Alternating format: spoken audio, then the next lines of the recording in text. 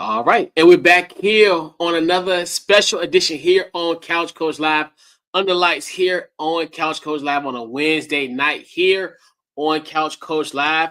Flying solo tonight, but we are here. We got a great show lined up for you tonight. Um, Rocking it solo here tonight. So tonight, what we're going to discuss is Michael Vick being named the head coach at Norfolk State. We'll discuss that. Um, talking about a former Atlanta Falcon quarterback in Michael Vick. And now we're going to talk about Kirk Cousins being benched in favor of the rookie Michael Penix Jr. We discussed that. The Milwaukee Bucks winning the NBA Cup.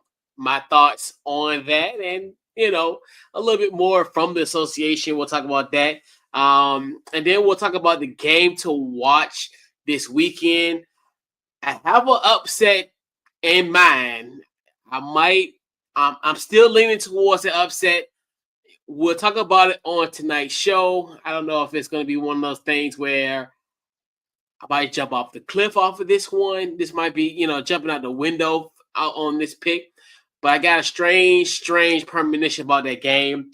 And also, I'll do some picks for this weekend. So we have a great slate of games this weekend that is definitely worthy of having some picks and just seeing how that all goes around. So what we're going to do, we're going to kick that intro, and we'll be right back here on Couch Coach Live.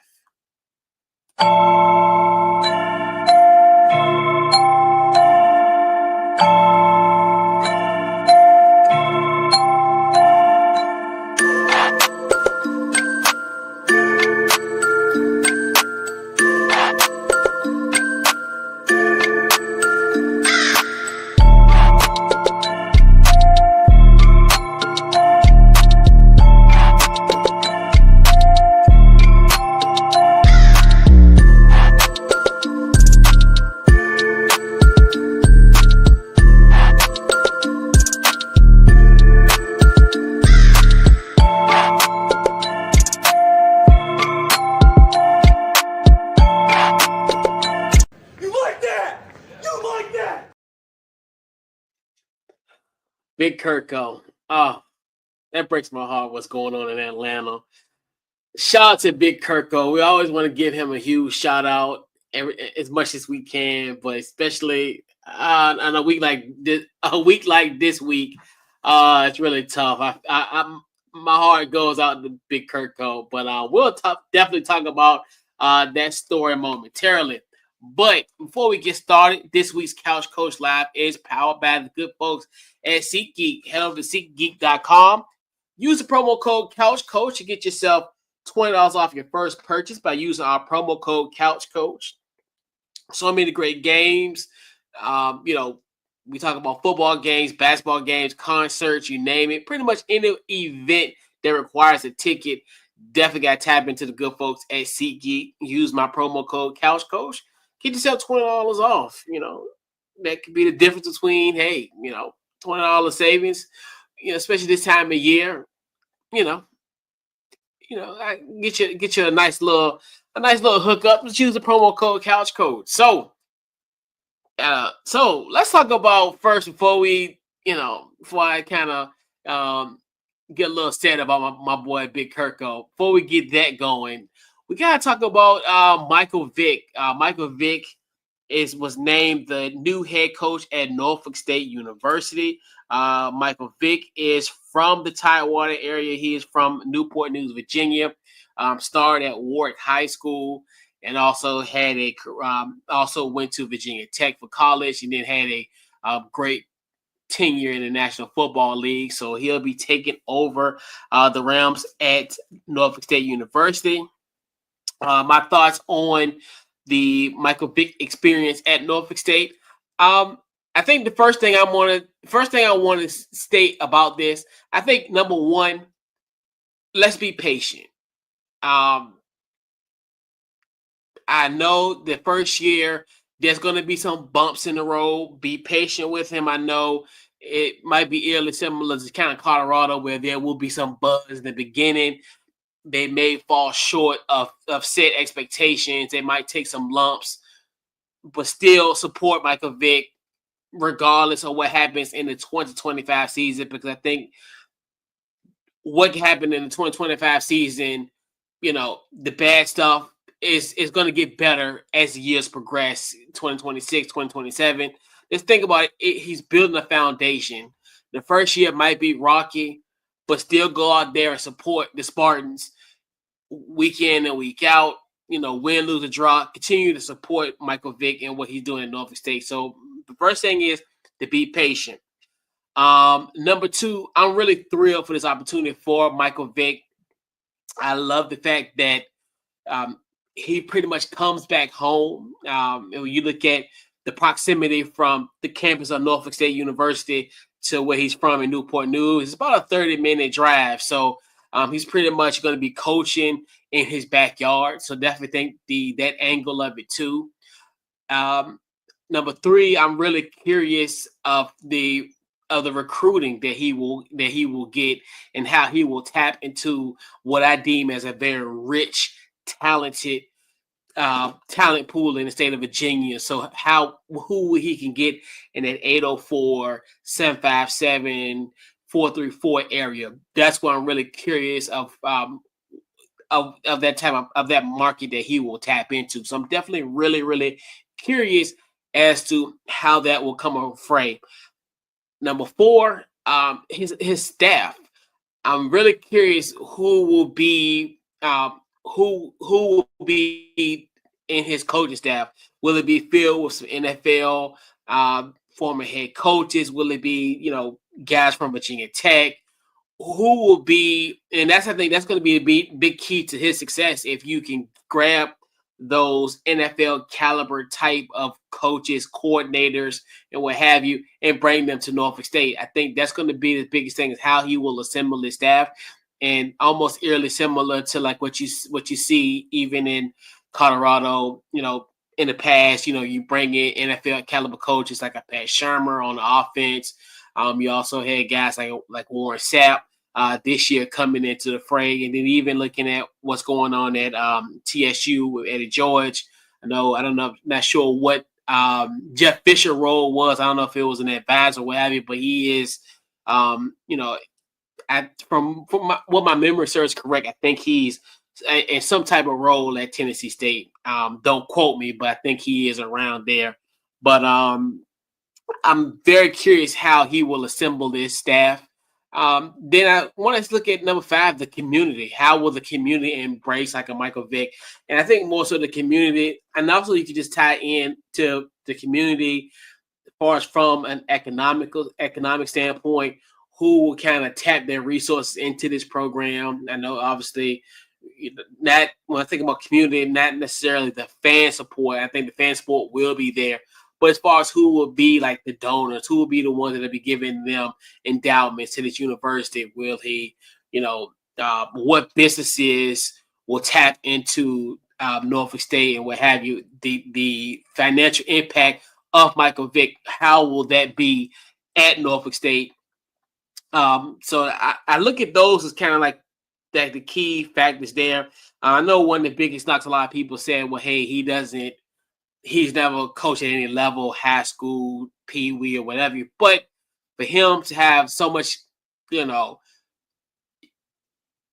experience, even just the experience at the quarterback position. He's been a quarterback pretty much since he was a child. He's 44 now. So, I mean, he has probably well over 30 years of just experience as the quarterback at the quarterback position.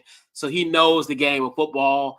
But the biggest thing will be the assistants, because they're going to be the ones and essentially is going to make this staff. And I think he'll be the great front runner of this program. And then I think obviously if he builds his team around great, strong coordinators, and talk about being the face of Norfolk State football. And I think he is a perfect person to be in this role because he has been through a lot. We talk about more so of the on-field things that kind of has transpired, like as far as the success that he had with the Atlanta Falcons, and what have you, and at Virginia Tech. But we still also part of his story is a situation that happened in 2020 in 2007, where he ended up going to jail for probably almost like a year and some change, with the dogfighting incident. So I look at it from the standpoint of he would be the perfect role model for these guys to, when it comes to dealing with adversity. He's someone that can tell them his story as a cautionary tale, as, hey, I went through something 17 years ago at the prime of my career. Don't let this happen to you, or certain things that led up to the situation. Avoid those type of things. Avoid the extracurricular stuff that could potentially get you caught up. And I think Michael Vick is a poster child to give you that example of, hey, don't do what I did. And those kids, they will take it or leave it, but generally a wise man learns from others' mistakes. So hopefully he will, those guys will take kind of heed of what he's done. And he's one of those where you will learn something from that experience, from him being your head coach. And when you dealing with adversity, he's dealt it all. He's dealt with adversity on and off the field.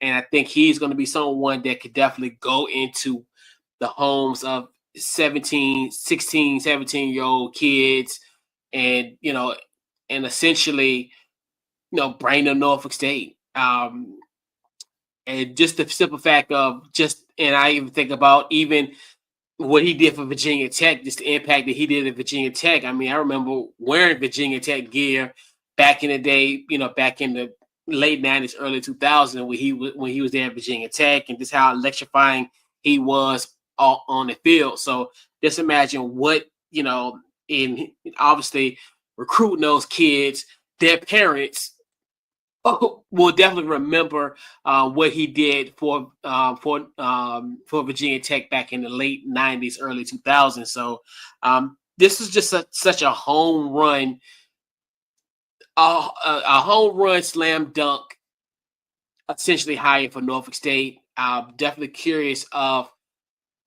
how this all will shape up. Kind of put a bow on my thoughts on it. Pretty much just to kind of crystallize kind of the things that I've been saying, what I'm looking forward to. And I just look at just the simple fact of this will definitely move the needle for Norfolk State. But like I said, be patient. Rome wasn't built in a day. Norfolk State will not be built in one day, one season, 2 seasons, what have you. You have to give this man some time. So hey, they're gonna have probably some heartbreaking losses, some head scratching losses, and head turning losses as well too. So, but just continue to stay patient. Tap into this. Tap into Norfolk State. Support this team. Support Coach Vick and all the players that come along there. And I think if you just stay patient, it's par for the course. And I think he will be successful at Norfolk State. Definitely looking forward to what can happen at Norfolk State with Michael Vick at the helm as a head coach. So definitely looking forward to the fall and seeing, hey, what he will do. So we're talking about obviously with Michael Vick is a former Atlanta Falcons quarterback. So let's talk about the quarterback situation in Atlanta currently. So we're definitely this is crazy. So, but we'll tap into it now. So the Atlanta Falcons, who are currently 7-7, had a 14-9 win over the Las Vegas Raiders on Monday. So after the game, Coach Raheem Morris was asked, what's going to be the quarterback situation? As far as, so he told people after that game on Monday night that we're going to reevaluate. And then Raheem Morris came out with a statement yesterday stating that Michael Penix Jr. will start for the Falcons this Sunday as they face the New York Giants. Hence, Kirk Cousins being replaced. You look at what Kirk Cousins has done in the last, let's see. So Kirk Cousins in the last 5 games have thrown 1 interception. Well, not one. When I say one, no. He has thrown 1 touchdown pass which actually happened on Monday. And then he has thrown 9 interceptions in the last 5 games. So he has a 1-9 touchdown to interception ratio in the last 5 games. My thoughts on it, I think it was bound to happen. I think at this point it is the perfect time. I always was curious as far as why did the Falcons draft Michael Penix at the number 8 overall spot. I deemed it at the time was insurance, just in the event of, hey, he's going to be someone, or like Kirk Cousins was going to be the bridge to Michael Penix. This was going to be an opportunity for him to take over this team possibly in 2025, 2026. I looked at him as like the long-term goal. Did not think Michael Penix Jr. was going to be starting for the Falcons during the course of this season, especially considering the fact in the preseason, I had this team pretty much winning the NFC South by a wide margin, just due to the fact of the acquisition of a Kirk Cousins. Now, having at the time we thought was going to be stability at the quarterback position. Obviously, if you think about the Falcons, they pretty much have had this kind of carousel with Desmond Ridder at the quarterback, Taylor Heineke at one time, Marcus Mariota. So you look at, we definitely thought having a Kirk Cousins was going to definitely help kind of balance it. A team that was already, in my personal opinion, was a burgeoning 500 plus team, could easily win, 9 wins, even with the 3 quarterback that we talked about, kind of was on that way where they have a great mixture of great young talent and great weapons in Drake London, Kyle Pitts, Bijan Robinson, this, that, and the third. So kind of staying focused with the topic at hand. I think this is a smart move for the Atlanta Falcons, especially now when this Falcons team is 7-7. They're only 1 game behind Tampa Bay. I think this will give Michael Penix this is a great opportunity to see what you got in a Michael Penix Jr. at this point. You still have an opportunity to make the playoffs. I think you had a legitimate shot to it. So now you play him against the Giants, kind of give him an opportunity to kind of get a little comfortable against to see what he can do against this Giants team. As they prepare essentially for next week when they face the Commanders at Northwest Stadium on a Sunday Night Football, which that game is going to definitely have huge playoff implications. I think whoever loses that game potentially could be out of the playoff. It's almost to that point where, so I think if you were to kind of get that win with the with the Giants this week to be 8-7, then you look at after that you have the Commanders on Sunday Night Football, and then also you got the Panthers to end out the season. So I mean, you still have a legitimate shot to potentially win 10 games and have Michael Penix potentially win 3 games and get you to home playoff game either, So I think it's a perfect timing because I think at this point you really need to see what you got in Michael Penix, and if he can lead you to the playoffs, and I think even if he doesn't lead you to the playoffs, and he just shows any type of signs or a glimpse that he has potential, which obviously with him being a first round pick, he's going to get that opportunity regardless of how he looks. In these final 3 games for the Falcons, he more than likely will be the starter coming in 2025. So this will be a great opportunity to see to kick the tires on your rookie quarterback, to see what he can do, especially in a spot like this where you essentially have, I think in my personal opinion, 2 out of 3 winnable games. But I definitely think you can at least be 9-8 to finish the season potentially. So so I look at it like that, and I think with the Kirk Cousins thing where he's just been in a slump. I think this was just the perfect timing because of the fact that, hey, he's in a slump. He's thrown 9 interceptions in 5 games. Do you continue to kind of have that play going into these final 3 games where, to me, it's like you kind of get an opportunity for Michael Penix to pretty much save this season potentially for the Atlanta Falcons. So definitely curious how that will look for both of these teams. Going not both of these teams, but that's concerned. And then I think even with who they're going against, the Tampa Bay Buccaneers, they're another one where I think they have, in my personal opinion, 3 winnable games. They have the Cowboys on Sunday Night Football, a win, I think, in my personal opinion. Then they got to face the Carolina Panthers and next week. And then in the finale, they face the Saints. So I definitely think they're a team, even at 8-6, that could be 11-6, and potentially Atlanta being out, or Atlanta could have an opportunity to become the wild card if that's another one where if Washington was to essentially, if they were to lose Sunday against the Eagles, they would be 9-6, and then even if they drop the Falcons and they become 9-7, that potentially could create a tie there at 9-7 for that final 7 spot. So it's kind of one of those where Atlanta has an opportunity to either get that final wild card spot or to win the NFC South. So we're definitely going to see what's going to happen with this Atlanta Falcons team, especially considering the fact how I thought this Atlanta Falcons team was going to be going into the season. They still had that opportunity to win the South. So that's going to be continued.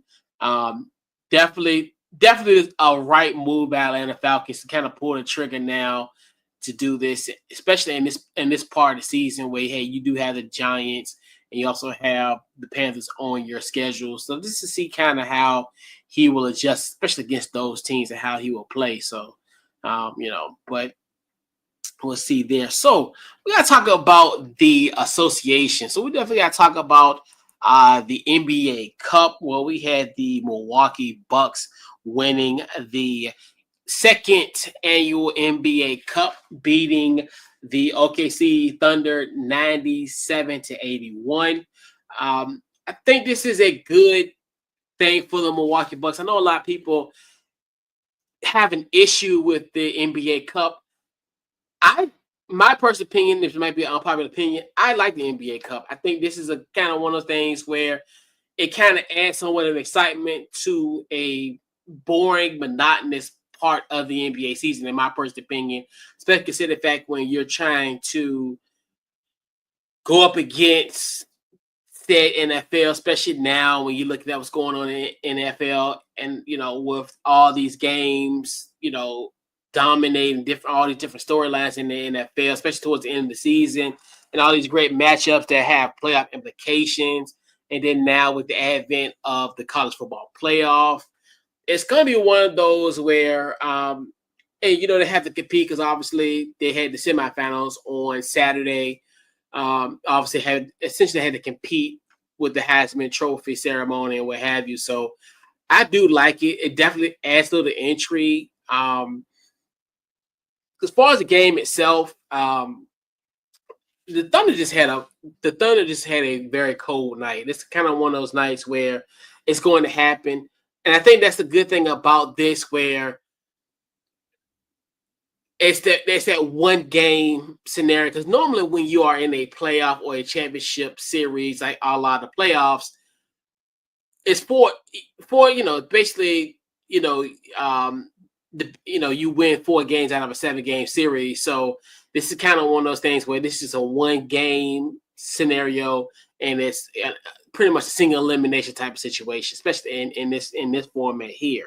So, it's kind of one of the things where if you would assimilate this and make it a 7-game series, I would think that OKC would probably win this series potentially in this. But when you have a cold night like they had, I think they shot 33% from the field and 15% from the 3. They went 5 for 32 for 3.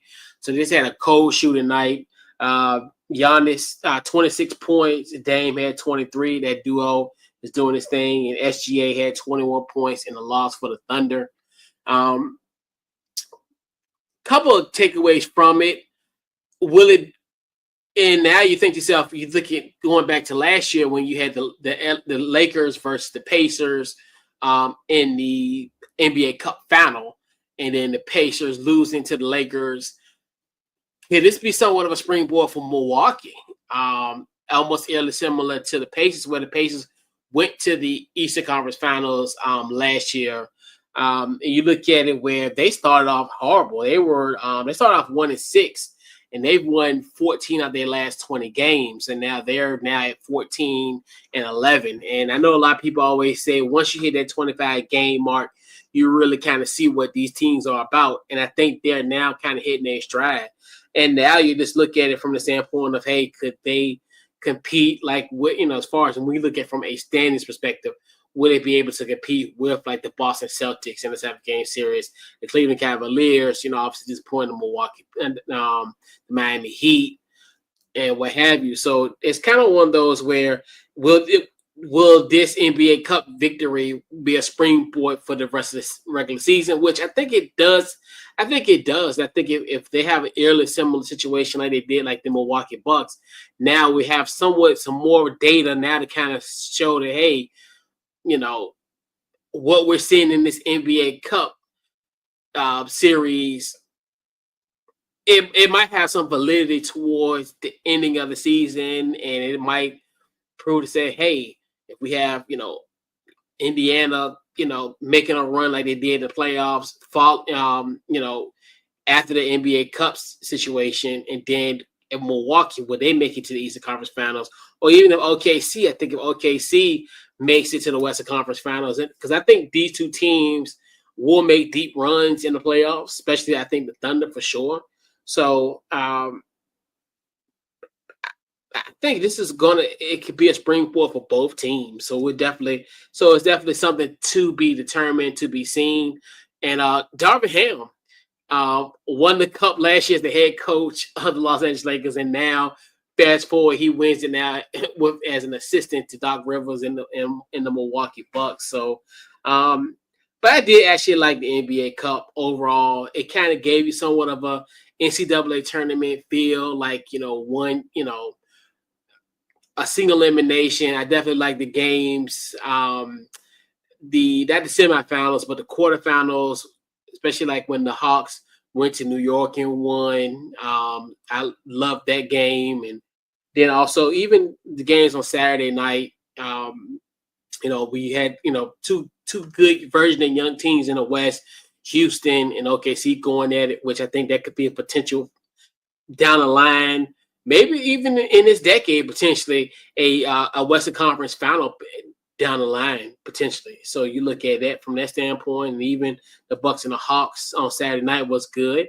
And I think it's a great way to kind of break up the boringness and the monotony of the NBA regular season, to have an NBA Cup, especially now, this time of year. And there'll be some tweaks to it, potentially. I think in my personal opinion, if I was to tweak it, I think it might be great if they did this, like the semifinals and all this type of stuff, the semis and the quarters, something somewhat like on Christmas or what have you, maybe having the semifinals during Christmas or whatever, where it kind of compete with the NBA, with the NFL in a sense, because now the NFL has taken over essentially for Christmas at this point.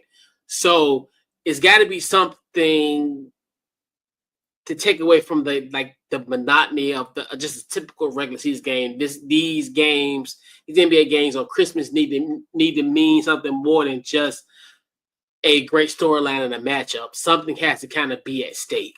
So I definitely think if they were to kind of do it, I don't know how the sports calendar will look going forward. I know obviously you got the college football playoff the weekend going into Christmas and for now, because I definitely think down the line that the college football playoff will expand. So it might be some other weekends that may take precedent in a sense, where they may have to start it early or start it later, where they can kind of take control of it. So I definitely think if they were to do the NBA Cup, I definitely think if they can move it a few weeks, and make it like, you have those semifinal games on Christmas Day in Las Vegas, where people are treated to a doubleheader in Las Vegas, even though the attendance isn't good. But that's what happens when you essentially have these type of situations in tourist cities, because I mean Las Vegas is a tourist city. It's not like where you have these organically grown NBA fans like in Indiana, or you have what would be another good spot as far as that could generate like New York, like as far as you don't have really no established sports brand teams that there and to create some type of home court advantage in a sense, or something that some people that want to see. Because I mean, people, think about Vegas, it's a city that you just go to have fun, and you have tons of options. And sometimes if you're a casual NBA guy, a guy or a girl, you got other stuff to do, and going to games like that, I think I wouldn't say necessarily have to be a hardcore fan, but there's a million things you can do in Las Vegas compared to if you were to do this on a cold wintry night in Indianapolis, or cold night somewhere else and around Association. So that'll be my only issue with the NBA Cup, but still a great product. Looking forward to next year's NBA Cup and potentially have some more data to see, to see how teams perform past the NBA Cup. So that'll definitely be something worth watching going forward. So talk about something that's worth watching. Games. My game to watch this weekend.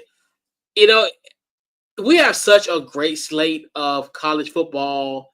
We got college football. We got NFL. We got NBA. Even a great game in women's college basketball. So we got so many great games this weekend. This is what you want. This is, especially when you have a holiday weekend, this is kind of a great way to unwind. Don't have to worry about the hustle and bustle. Hey, I just wanted to sit and just watch these games all weekend, and I think that's what I'm going to be doing. I've made sure that I got taken care of most of my shopping, my holiday shopping, so what I can do on Saturday is, hey, got all my stuff. Now I can rap. I can do other stuff, and watch these games. But a game that really, if I had to boil it down to one, and this is kind of a sleeper game. This may not be the sexiest game on the college football playoff slate this weekend. I think all eyes are probably be primarily on Tennessee and Ohio State potentially. Obviously, you got the SMU Penn State. But I think the Friday night matchup that kicks it all off, you got Indiana versus Notre Dame. To me, I look at that as the battle of Indiana. Obviously, both teams from the state of Indiana. I'm really curious how Indiana will perform in this game. They're second in the nation, averaging a little over 43 points per game. Notre Dame defense is very stout. They only allowing 13.5 points per game. Notre Dame comes in this matchup a 10-game win streak.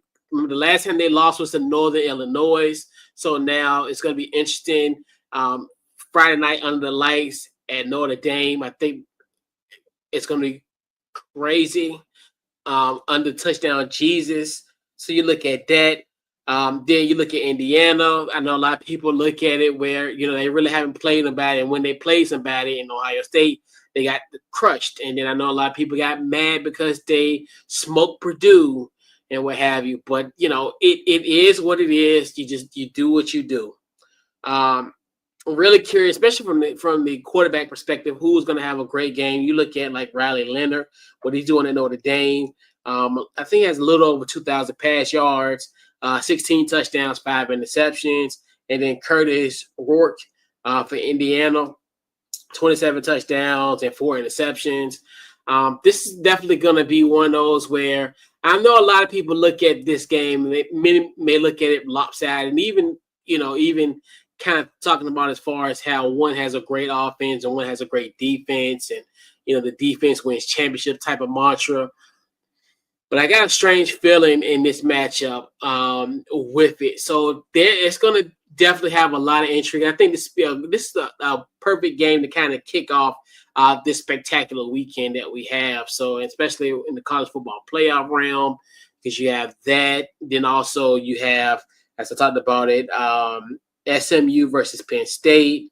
Then you got Clemson versus Texas, and then you got Tennessee and Ohio State. So you have so many great.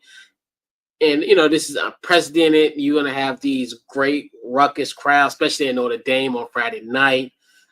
Just imagine, Penn State and just this is going to be probably a brutally cold Saturday in College Station. It's going to be probably so picturesque right before Christmas. You got that. Then Clemson goes to probably one of the, go to Texas, probably one of the most storied, toughest place to play.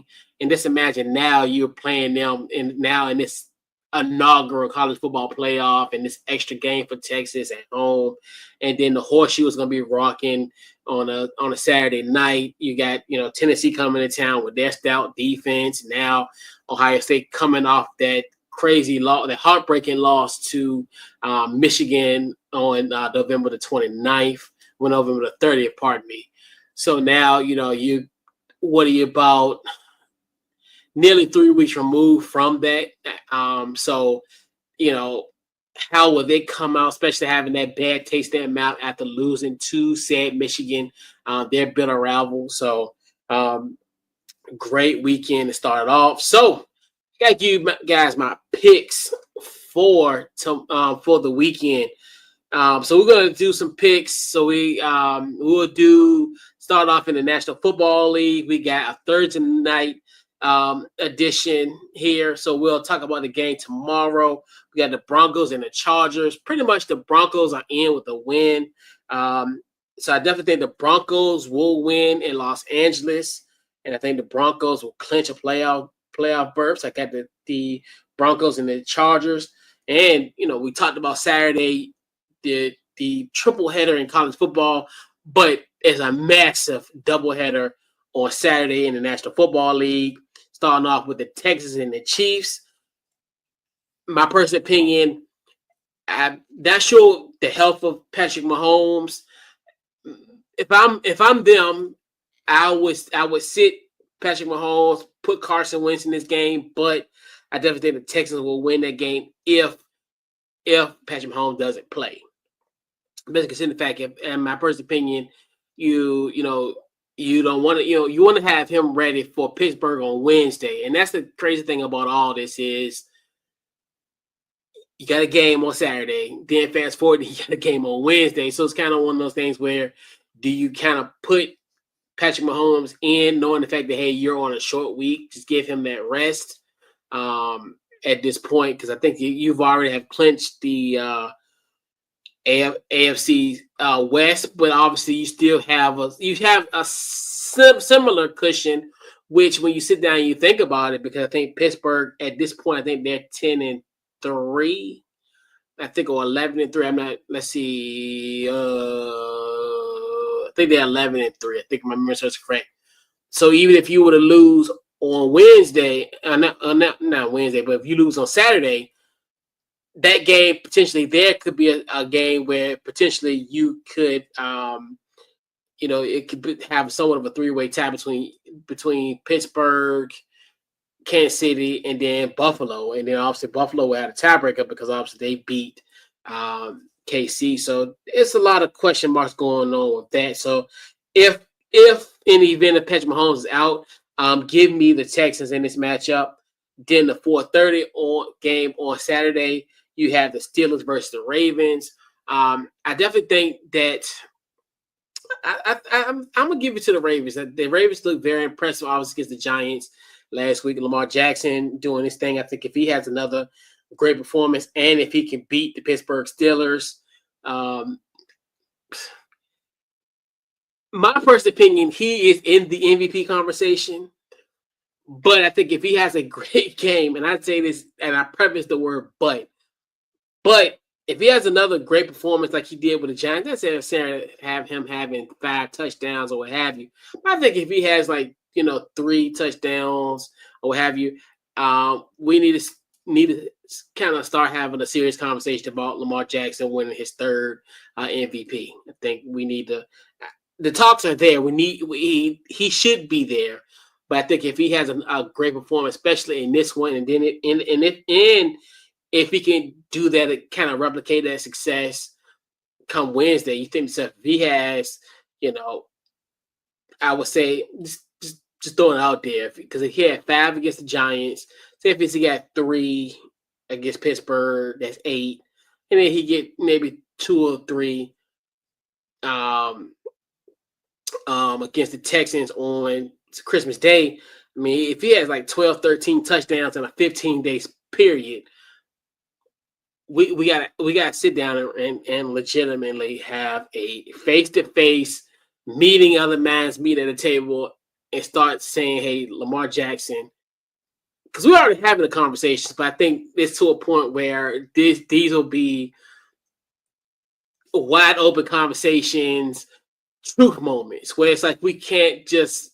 This is kind of one of those things where if he has a roll like that, a 15-day stretch like that, it can't be ignored no more. You can't. There won't be no excuses. Oh, well, he won last year, this and the third, or he did this. I think if he has the stretch that I think he could potentially have, we got to give him that credit. We have to, especially going into the final game of the regular season. After he does this, this stretch here, so that's concerned. So we're gonna stay into college football. So we got Indiana versus Notre Dame.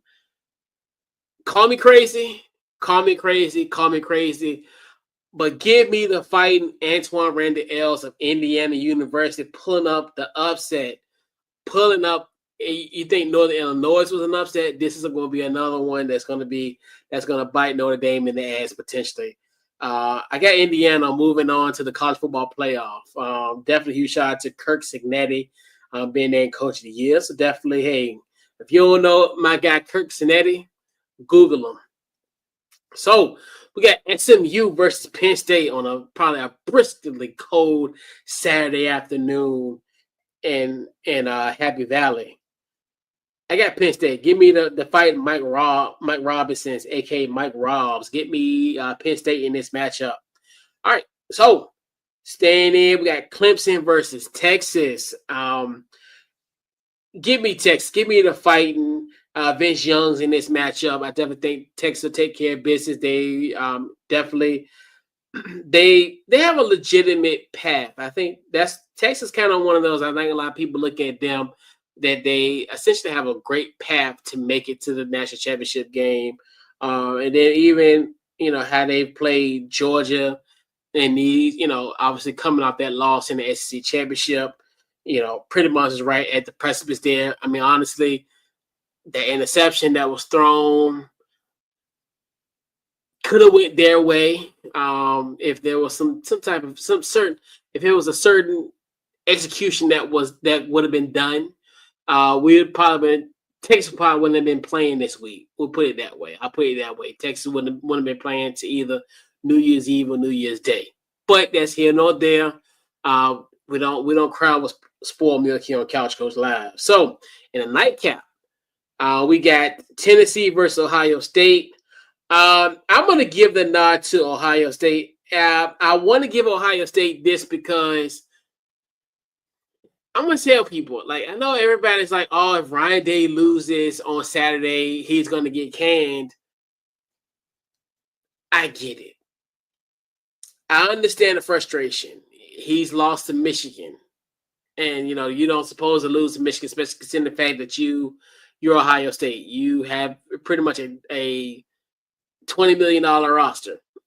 And you lose to a Michigan team that had no offense whatsoever. But getting rid of him this late in the season is kind of it just wouldn't be right. I think you would get rid of a Ryan Day unless Ohio State has something up their sleeves. They have somebody in place. But this is in a situation where you fire, then you interview people, this week of Christmas, then the week after Christmas, and all this. So, and then especially you said the fact I think the transfer portal is about to close up as far as people who can jump into the portal. So then this new head coach is going to have to essentially, potentially have to kind of save the dam, because if Ryan Day leave, you might run that risk of guys putting themselves in a portal, then trying to kind of convince guys to stay potentially. So there's a lot of the college football calendar doesn't lend itself to a firing this late in the season. So that's why I will kind of keep it at that time frame. So, but we had another great game in women's college basketball. We got USC versus UConn. Great matchup. Paige Beckers versus Juju Watkins. I think the future Washington Mystics. I'm going to manifest that. So we're sitting here in 2024.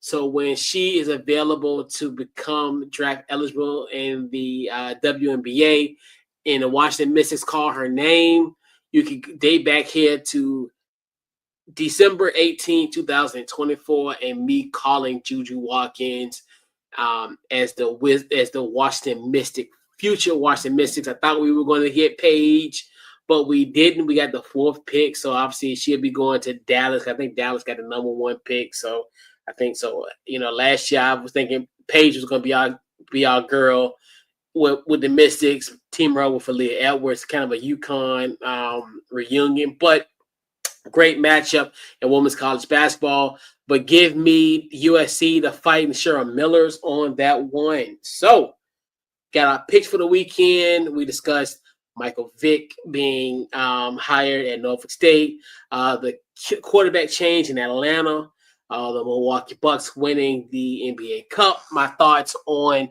Indiana versus Notre Dame.